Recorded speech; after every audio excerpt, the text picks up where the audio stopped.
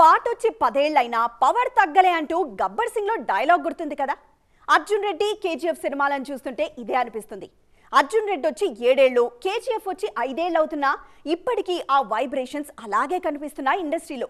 Love story అయితే Arjun Reddy, action అయితే KGF కనిపిస్తుంది.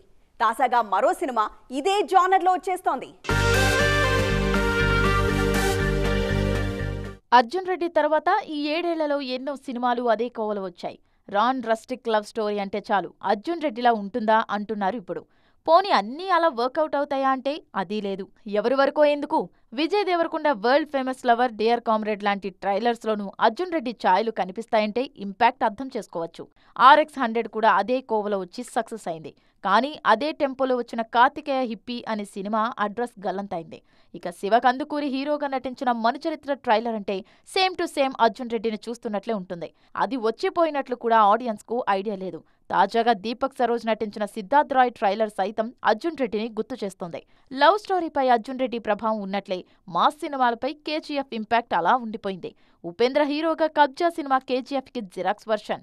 ఇక తెలుగులోనూ ఎమోషన్ కంటే ఎక్కువగా ఎలివేషన్స్ పై ఫోకస్ చేస్తున్నారు. అఖండ, సలార్, జైలర్, పుష్ప, ఈగల్ వీటిలో ఎలివేషన్సే ఎక్కువ ఉంటాయి. ఇది ఖచ్చితంగా కేజీఎఫ్ ఎఫెక్టే. మరి ఈ 2 సినిమాల ప్రభావం మేకర్స్ పై ఇంకెన్నాళ్ళుంటుందో చూడాలి.